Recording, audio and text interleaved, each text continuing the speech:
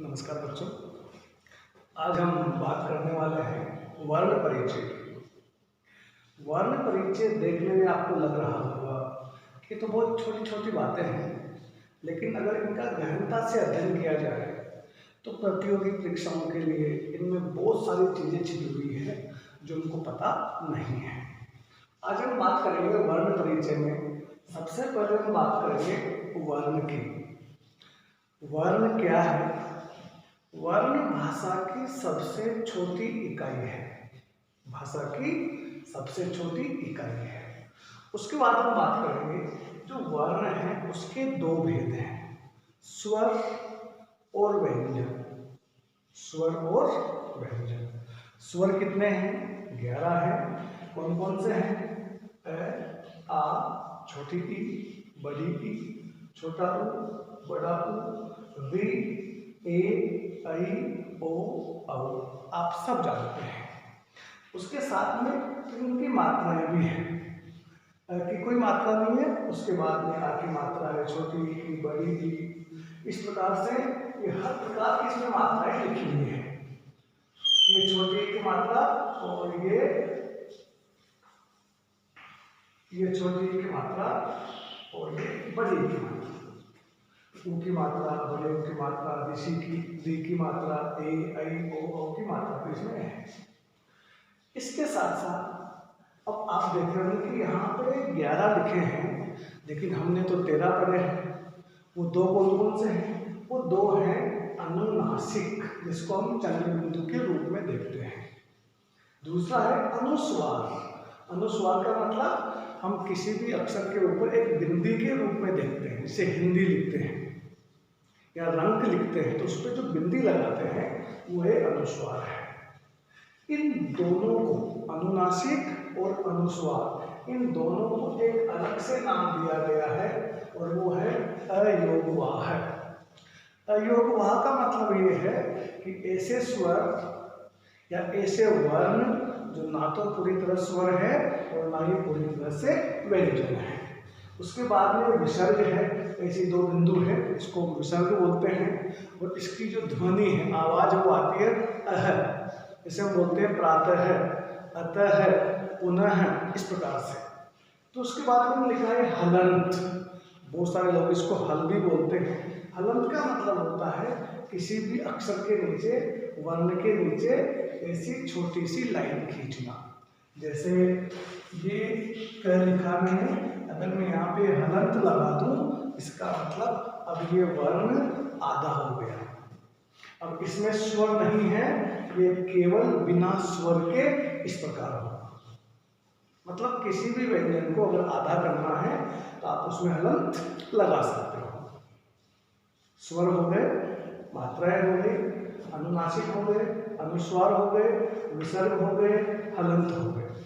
अब इसके बाद हम बात करेंगे व्यंजन की। आप लोगों ने देखा भी है, सीखा है। व्यंजन हम किस प्रकार से लिखते हैं? सबसे पहले क की लाइन लिखते हैं, फिर च की लाइन, फिर त की लाइन, फिर त, प, फिर ये, र, ल, व, श, स, ह, क्ष, त्र, गे और श्रमिक वाला स, ये हम लिखते हैं। अब इसमें एक चीज ध्यान देने की है, मैंने यहाँ लिखा है वर्ग। इसका मतलब ये हुआ कि वर्ण परिचय में 5 वर्ग होते हैं। अगर कभी प्रश्न आ जाए कि वर्ण परिचय में कितने वर्ग हैं, आप कहोगे 5 वर्ग हैं। कौन कौन से हैं? क वर्ग, च वर्ग, त वर्ग, त वर्ग और प वर्ग। ये 5 आप कहोगे। आप चाहे तो इनको प्रथम वर्ग, द्वितीय वर्ग, तृतीय वर्ग, चतुर्थ वर्ग और पंचम वर्ग के नाम से भी बोल सकते हो। और आप चाहो तो इनके अपने नाम से भी इनको आप बोल सकते हो। ये क वर्ग है, ये च वर्ग, त वर्ग, त वर्ग और प वर्ग। फिर हर एक वर्ग में 5-5, मतलब इस खुद को मिला के 5 व्यंजन है। जैसे क, ख, ग, घ, न, ऊपर लिखा है 1 2 3 4 5, मतलब ये पूरे 5-5 है।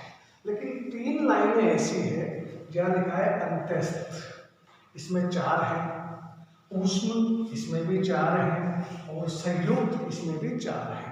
ऊपर 5-5 थे, लेकिन यहाँ पे 4-4 है। अंत्यस्थ ये र ल व। ऊष्म श श स है। संयुक्त में क्ष त्र व और श। अब हम बात ये करेंगे आज कि ये तो सबको आता है, हमें ये देखना है कि इनका अपना परिचय किस प्रकार से दिया जाता है। तो पहला प्रश्न तो हो गया, वर्ण किसे कहते हैं?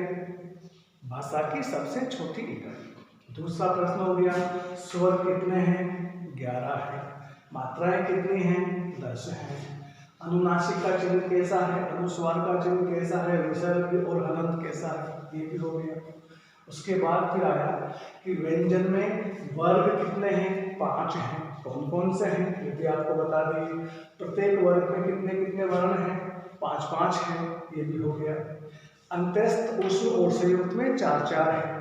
अब प्रश्न कभी आता है कि जैसे अंत्यस्थ वर्ग पहचानिए, 4 वर्ण उसने दे दिए और कहेगा अंत्यस्थ वर्ण आपको पहचानना है, तो आप इनमें से जो है कोई भी एक उसको आपको पहचानना है। अभी इसकी बात करेंगे हम। सबसे पहले हम बात करते हैं कि ये जो वर्ग वाइज जो अपने व्यंजन है, मैंने यहाँ देखो लिखा है कंठे, इसका मतलब मैं यहाँ पे लिख रहा हूँ उच्चारण स्थान। उच्चारण स्थान का मतलब होता है कि हम अपने मुख में किस स्थान से इनका उच्चारण करते हैं। ये सबसे पहले मैंने लिखा क वर्ग। क वर्ग के सामने अगर आप देखोगे तो यहाँ पे लिखा है कंठे।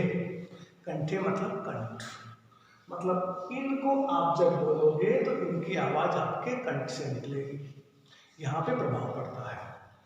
फिर जो च की लाइन है, इसको अगर आप देखो तो वो तालु से आवाज आएगी। फिर ट की लाइन आप देखोगे तो ये मूर्धन्य। मूर्धन्य का मतलब होता है अपने मुख में दांतों के पीछे से भी थोड़ा सा ऊपर जो कठोर हिस्सा है, वो जो हिस्सा है उसको मूर्धन्य बोलते हैं। आप जब ट बोलोगे या ठ बोलोगे तो आपकी जीभ का जो अगला हिस्सा है वो ऊपर जाके चिपक जाता है। जब वो आप उसको हटाओगे तब मुंह से ट की आवाज आती है। मतलब जैसे ही आप ट बोलने की तैयारी करोगे, जीभ वहां जाकर के चिपक जाएगी।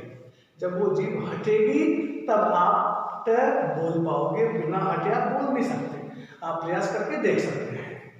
फिर है त वर्ग। त वर्ग में लिखा है दंते। दंते का मतलब ये है कि जब हम त थ द ध न बोलेंगे तो हमारी जीभ दांतों के पीछे जाकर के चिपक जाती है। आप कोशिश करें, त की जब तैयारी करेंगे उससे पहले जीभ जाके चिपक जाएगी और जब हटेगी तब त की आवाज आती है, इसलिए इनको हम बोलते हैं दंते या दंत।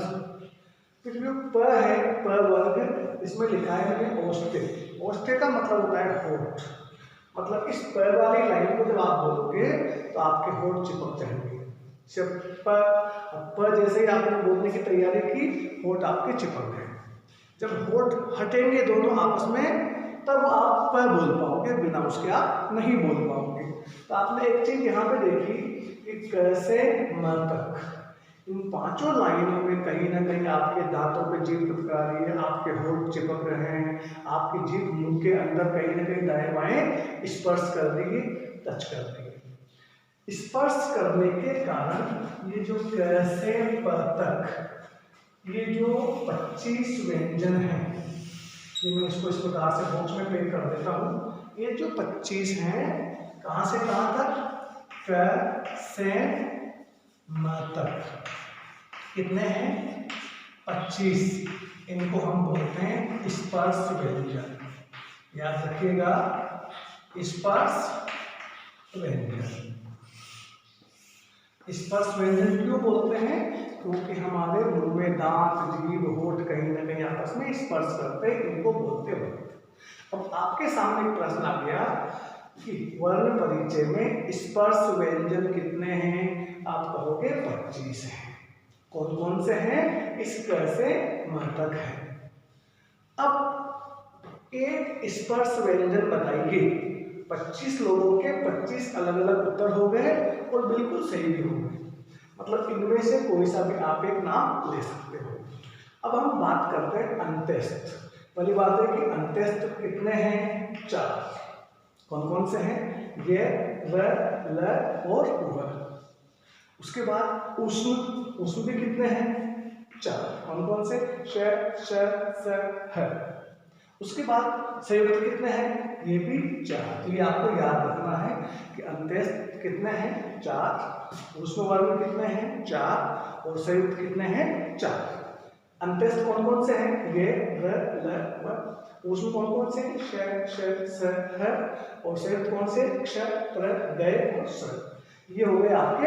अब जैसे प्रश्न आ जाए कि एक अंत्यस्थ लिखिए या एक उष्ण पहचानिए या उष्ण अलग कीजिए या संयुक्त व्यंजन कौन सा है, आप उसको पहचान जाओगे। संख्या कितनी हो गई? वर्ग कितने? 5। प्रत्येक वर्ग में कितने? 5 5। अंत्यस्थ कितने? 4। उष्ण कितने? 4। संयुक्त कितने? 4। कौन कौन से आपके सामने हैं। अब एक प्रश्न और आ रहा है यहाँ पर, ये जो 5 है, देखना ध्यान से, ये 5वें नंबर के जो 5 है, इनको हमने एक नाम दिया है, मैं यहाँ लिख रहा हूं, और वो है पंचम वर्ण। ये जो पांचों हैं इनको हमने नाम दिया है पंचम वर्ण। मतलब पंचम वर्ण कितने होते हैं? 5 होते हैं।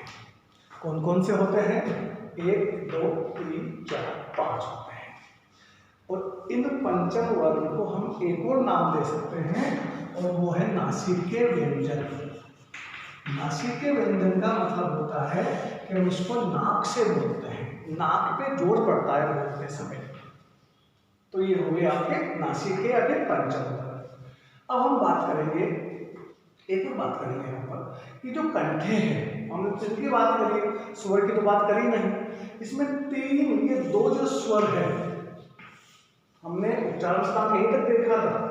अब हम क्या है, इनके बारे में बात करेंगे और स्वर के बारे में बात करेंगे। तो ये जो कंठे हैं, इसमें 3 आप और प्लस कर दो, अ, आ और ह, ये भी कंठे हैं। तालु में आप 4 प्लस कर दो, दोनों ई, ये और श। मूर्धन्य में आप 3 प्लस कर दो, री, र और श। उसके बाद दंते में 2 और लिख दो आप, ल और श। और ओष्ठ में छोटा और बड़ा, ये हो गए। अब कुछ ऐसे हैं जो दोनों के प्रभाव से कंठ तालु, मतलब कंठ और तालु के प्रभाव से उनको बोलते हैं ए, ऐ। ऐसे कंठ और होष्ठ, ओ, औ। ऐसे दंत और होठ, दांत और होठ, इसमें आएगा व। तो ये जो अलग अलग इनके उच्चारण स्थान हैं, उनके आधार पर है। अब हम बात करेंगे, इसमें एक और बात कर लेते हैं, अभी इसकी बात बाद में करेंगे। आप कहीं पढ़ोगे जिसमें लिखोगे आप, एक तो होता है सघोष, सघोष व्यंजन और अघोष व्यंजन। अब ये सघोष अघोष क्या है? देखो, घोष आप बोलोगे ना, घोष बोलते ही आप देखो आपके गले में भारीपन आ जाता है, कंपन होता है। तो सघोष का मतलब ऐसे व्यंजन, ऐसे वर्ण जिनको बोलते समय हमारी जो स्वर तंत्रियां हैं उनमें कंपन हो तो सघोष, और अगर कंपन नहीं हो तो फिर वो अघोष। अब इसमें कौन कौन से हैं हम बात कर देते हैं। पहले बात करते हैं सघोष की। जब सघोष की बात आएगी तो आप क्या बोलोगे? तीसरा, चौथा, पांचवा। तीसरा, चौथा, पांचवा। इस तीसरा, चौथा, पांचवे का मतलब क्या हुआ कि ये जो आपका स्पर्श व्यंजन है, इसमें जो 3 नंबर के जो ये 3 नंबर के 5, 4 नंबर के 5 और 5 नंबर के 5, मतलब ये जो मैं पूरा बॉक्स बना रहा हूं, ये जो 15 है ये इसमें आ जाएंगे, किसमें? सघोष में। उसके अलावा फिर ये जो अंत्यस्थ है 4, ये र, ल, व, वो भी इसमें आ जाएंगे, इसलिए मैं यहाँ लिखूंगा अंत्यस्थ। और साथ में आप इस ह को भी ले लीजिए, ये ह भी आ गया, ये हो गया ह। और पूरे स्वर कौन कौन से? तीसरे, चौथे, पांचवे, 15 हो गए। अंत्यस्थ 4, 19 हो गए। एक ये है 20 हो गए, और पूरे स्वर मतलब 11, मतलब टोटल कितने हो गए 31। मतलब एक प्रश्न नया बन गया आपके सामने कि सरोज स्वर्ण कितने हैं 31, 31। उसके बाद में अब एगोस की बात करो, परिभाषा तो हो ही गई, जिन वर्णों को बोलने से स्वर तंत्र में कंपन नहीं होता है या बिल्कुल कम होता है, वो कौन कौन से हैं? 1 2, इसमें लिखेंगे हम 1 और 2। 1 2 का मतलब 1 नंबर के 5 में बॉक्स बना रहा हूँ, और 2 नंबर के ये 5। ये जो 10 है, ये 10, और उसके अलावा यहाँ क्या बच गए थे? श, ये तीनों श, मतलब 1 2 श और स, मतलब टोटल कितने हो गए 13। स घोष 31, घोष 13। देखो याद करने का भी तरीका, 31 को उल्टा करो 13 बन जाएगा। स घोष 31, घोष 13। अब हम इसमें एक और बात कर लेते हैं कि अपने साथ ही जो संयुक्त व्यंजन है 4, ये संयुक्त का मतलब क्या होता है? जब 2 वर्णों से मिलकर कोई व्यंजन बनता है तो उसको हम बोलते हैं संयुक्त व्यंजन। अब ये किन किन से मिलके बने हैं हम थोड़ी सी यहाँ पे बात कर लेते हैं। आप ध्यान से देखिएगा इसको। जैसे सबसे पहले हमने लिया क्ष, लिया त्रिशूल का त्र, फिर ज्ञानी का गे, और फिर सतमी का स। अब इसमें क्या करना है? ये क, ये त, ये ज और ये स, इन पे सब पे हलंत लगाओ।